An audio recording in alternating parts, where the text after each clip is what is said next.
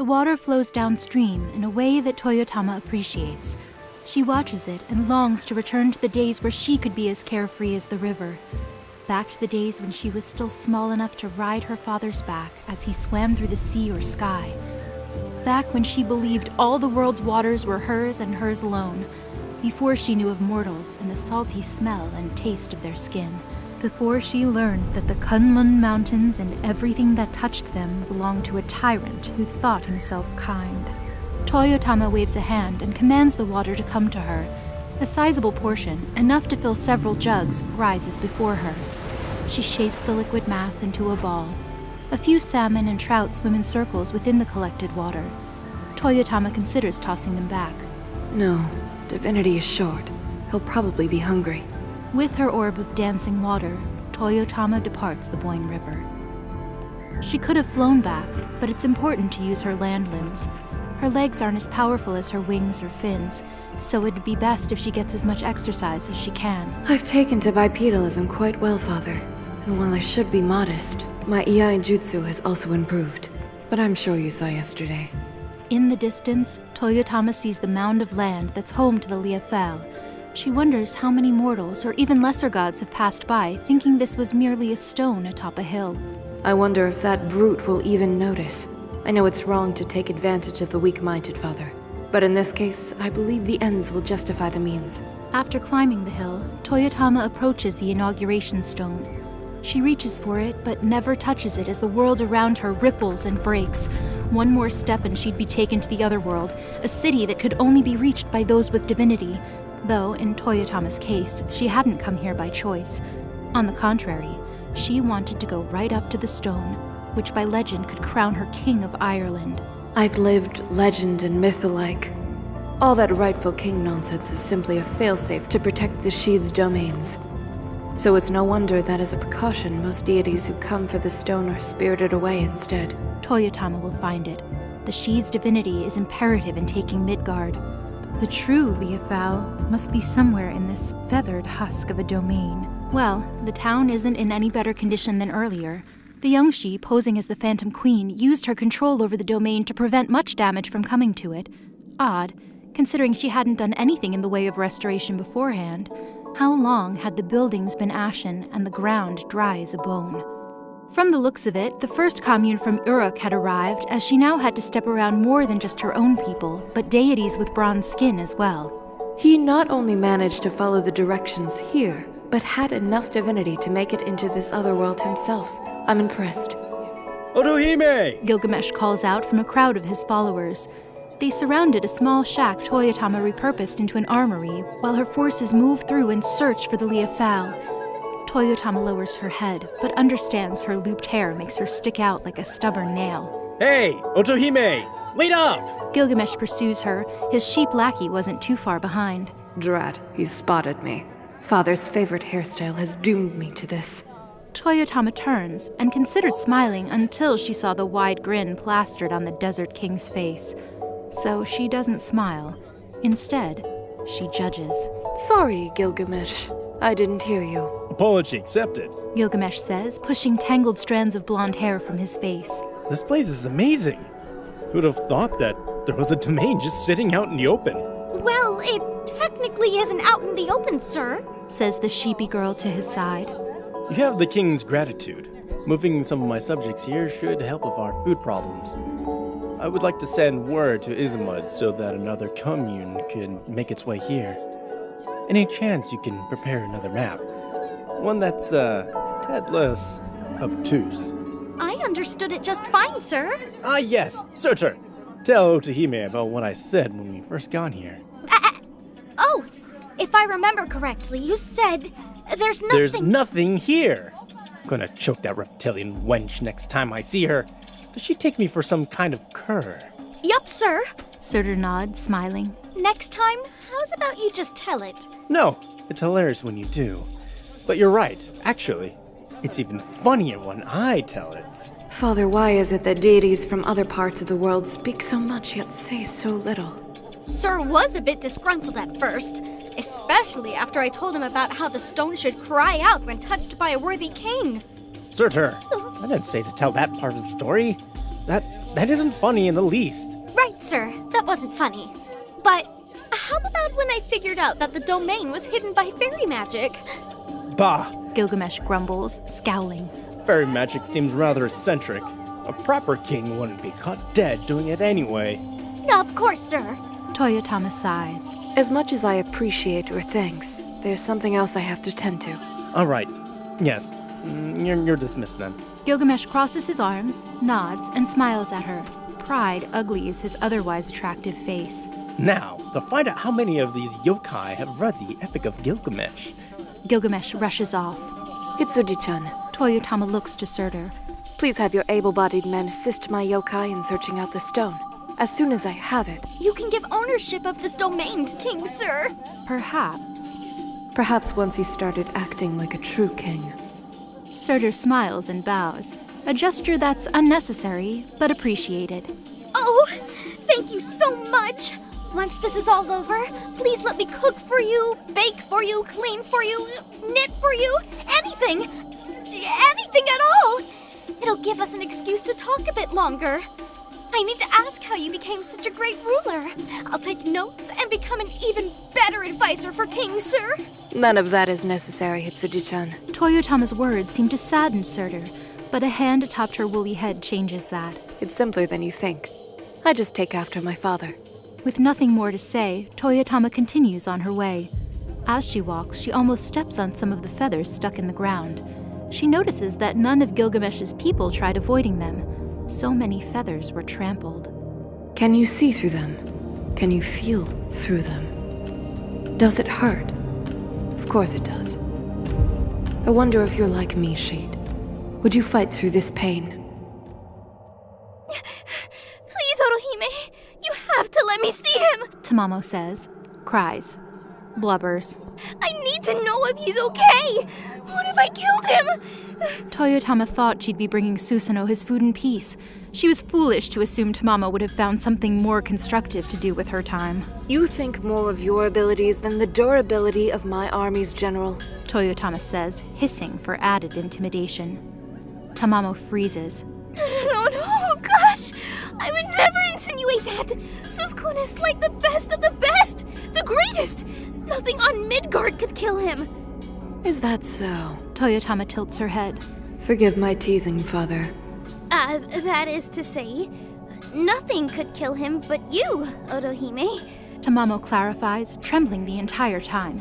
Because you're the best of the best. Even better than the rest. They come to a stop in front of Susanoo's designated quarters.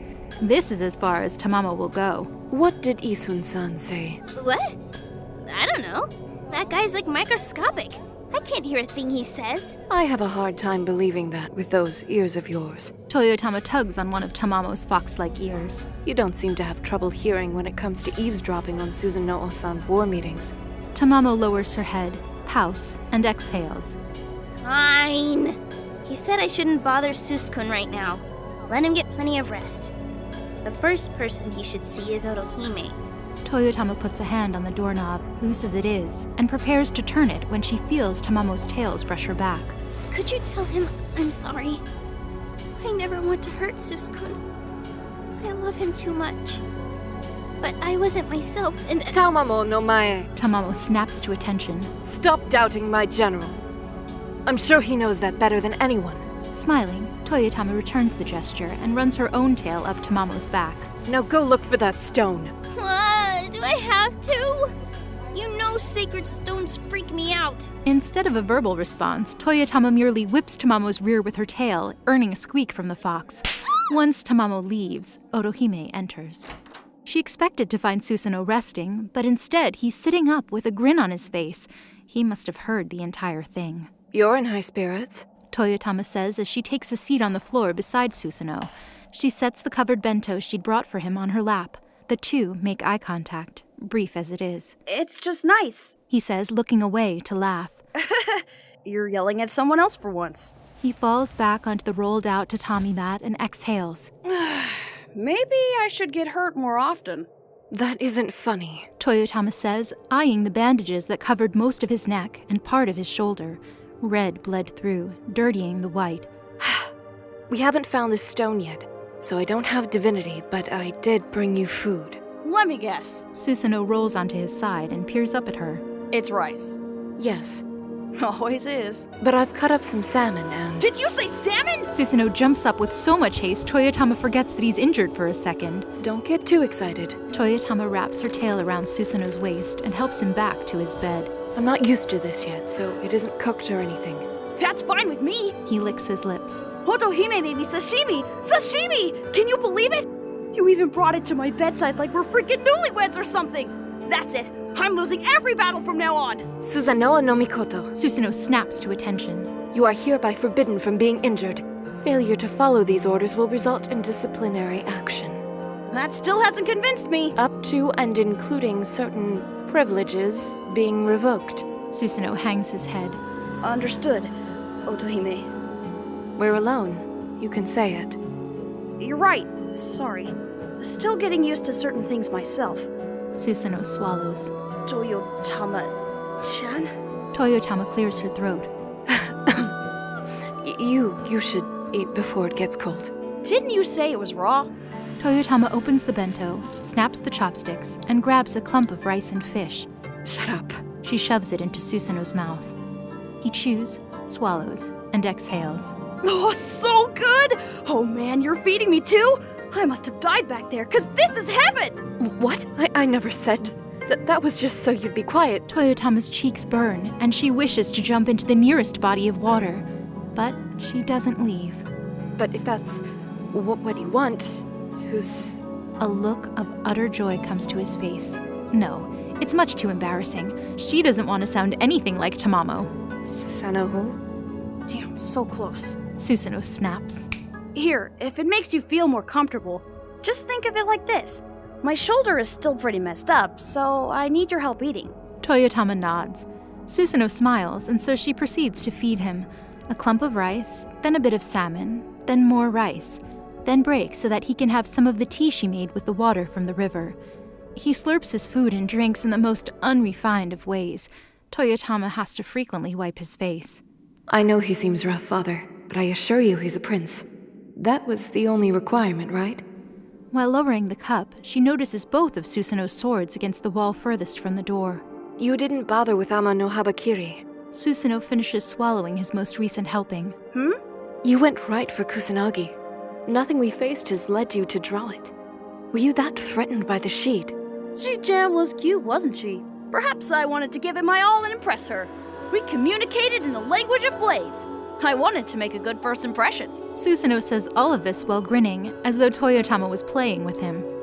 I'm serious, Susanoo. It was to protect Mai-chan.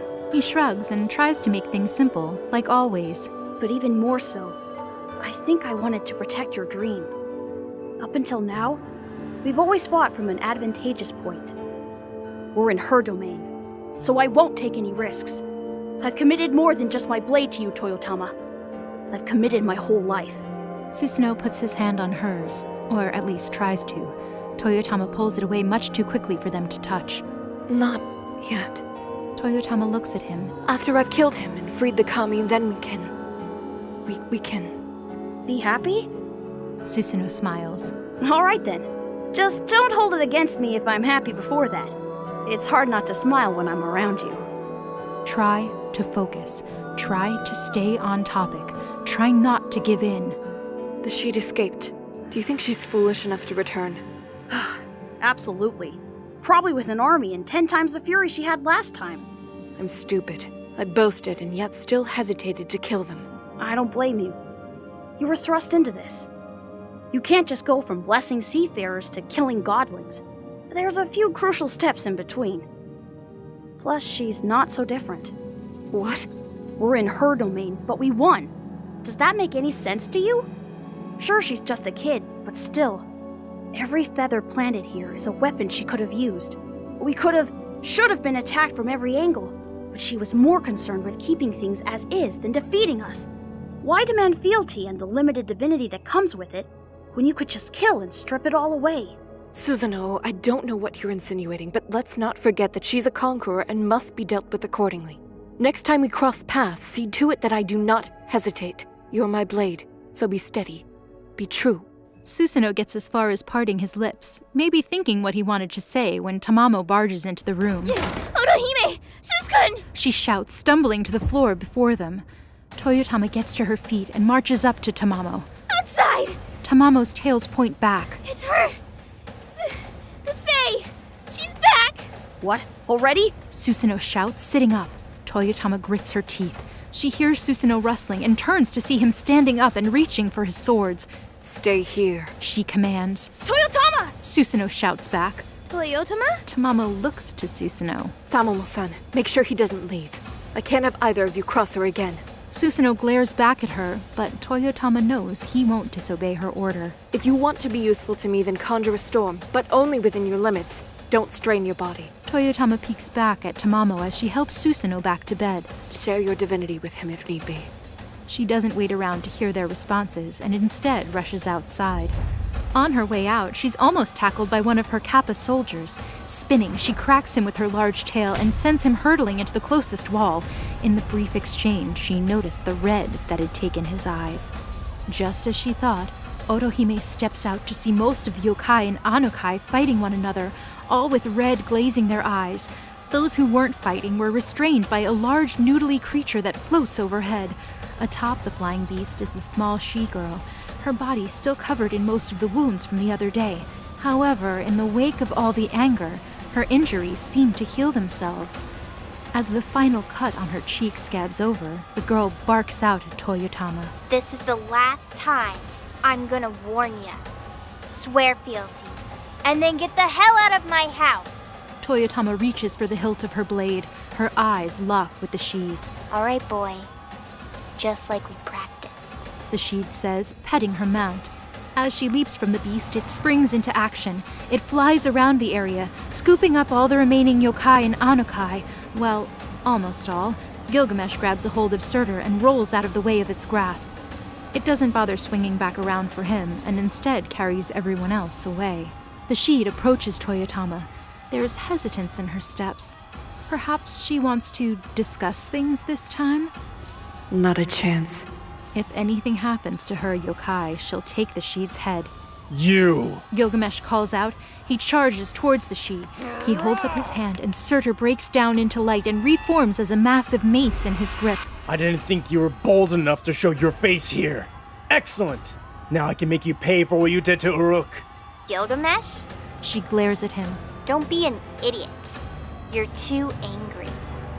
Walk away. Gilgamesh closes in. He hoists his bludgeon overhead. The Sheed takes a defensive stance. Feathers crawl from her shoulder to her forearms and form a makeshift tower shield. His mace collides and tears right through the construct and the girl, traveling all the way down into the earth. Fool! Toyotama screams when she considers how much force Gilgamesh might have put behind a swing like that. Toyotama throws her arms out and forces all the water in every barrel in all of the domain to travel to and surround one point, Susanoo's barrack. It's quiet for just a second, and in that calm, Toyotama watches Gilgamesh's mace split the earth and cause a massive earthquake. The feathers that were the She come together, but Toyotama doesn't see what happens next on account of the dust and debris that fly around everywhere. Her footing shifts several times, and she feels large slabs of earth shatter at her sides. When the ground stops shaking and the dust settles, Toyotama looks around. Thank goodness. The house was untouched, held in place by the blob of water she created. She releases her hold, and the water splashes down. Thanks to Gilgamesh, there were now gorges for the water to sink into instead of overflooding the city. While there wasn't much to the domain before, there's even less now. At least there were burned houses and bridges and things that made Toyotama think this could have been habitable at one time. But now there's just a crater where someone's livelihood used to be. There's something there, in the ground, beneath the debris. How hadn't she noticed it right away? The sight chills her and turns her stomach. Skeletal remains, hundreds, if not thousands, protrude from the ground.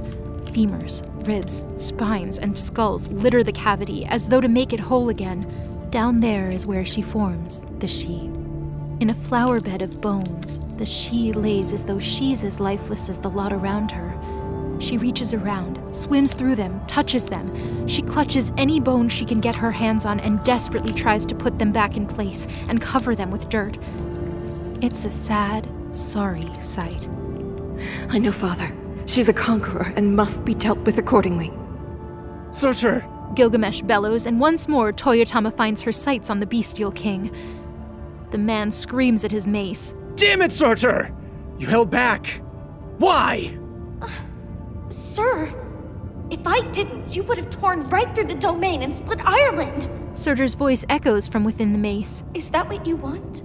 To destroy our outpost before we've even settled in? Hold your tongue! Gilgamesh gnashes his teeth. Morgan has come for her domain as any ruler would. We can't continue to simply go our separate ways any longer. This has to stop! She'll just come again and again! So you want the truth? Yes, I'll sink this entire island if it means I don't have to worry about her threatening my people ever again. Sir? Don't you dare besmirch my name again! Yes, sir. Gilgamesh tightens his grip on the weapon and takes one look around. From the looks of it, he's taking in all the damage he's done. But chances are he doesn't think it's his fault. No, he's going to blame the she. She brought this anger out of him. The sight of her cradling those bones down there just makes him angrier. Angrier. Angrier. Angrier. Wait. Gilgamesh leaps down over the she, mace poised to destroy her. The she stands but keeps her head down. As Gilgamesh draws closer, his battle cry becomes louder, a roar that bounces off the cylindrical cavern he'd carved out.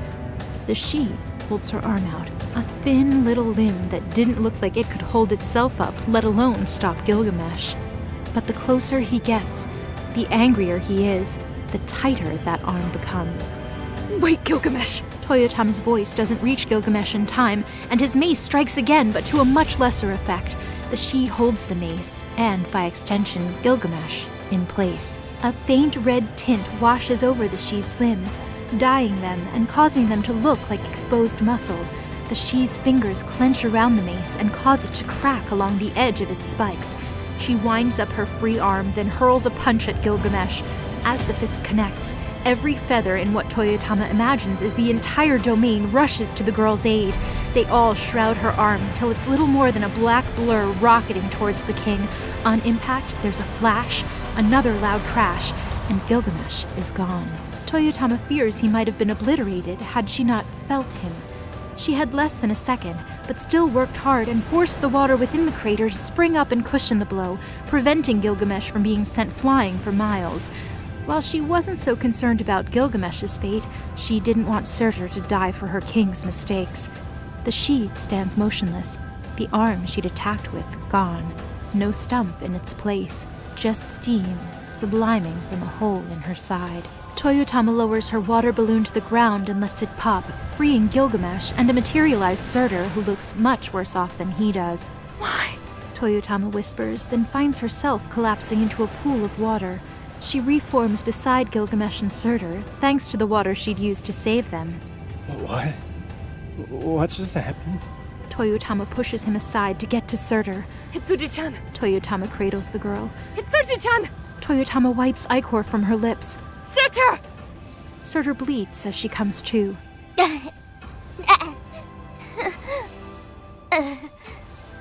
That hurt a lot more than I thought it would. Toyotama sighs and hoists Surtur's head onto her lap. Surtur, what'd you do? Why'd you? Sorry, sir. You snapped at me, so I figured you must have been really angry. Morgan feeds on anger. It strengthens her. Surtur nods.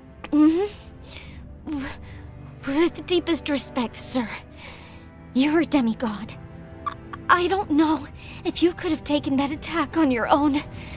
So, I made an executive decision as your Sharer and shouldered most of the damage. Damn it, Surtur. Gilgamesh falls to his knees. I hate it when you do things like that. He chokes something back, maybe tears. It makes me look so damn uncouth. I know. Surtur smiles through her pain. But you always look pretty couth to me. All right. You've had your moment. The she's voice hits Toyotama's ears and angers her, but she has to resist. Now leave. The she gets to work repairing herself and her domain. Clouds of feathers desperately carry debris around and try to put everything back as it was. Some feathers even become repaired ground around them. As daunting as this seems, Toyotama can see the strain on the she's face. It doesn't matter how much anger the she attracts, she still has limits. Gilgamesh pushes himself up, but Toyotama stops him. No. She says, bracing his shoulder. Think about your people. She nods down at Surtur. Get out of here. If you want to be useful, make sure her beast hasn't eaten our subjects. Instead of arguing, Gilgamesh nods. He picks up Surtur, and after several leaps, he disappears from sight. This leaves Toyotama and the she. Toyotama takes her time standing, allowing the she to burn more of her divinity, putting things back in order.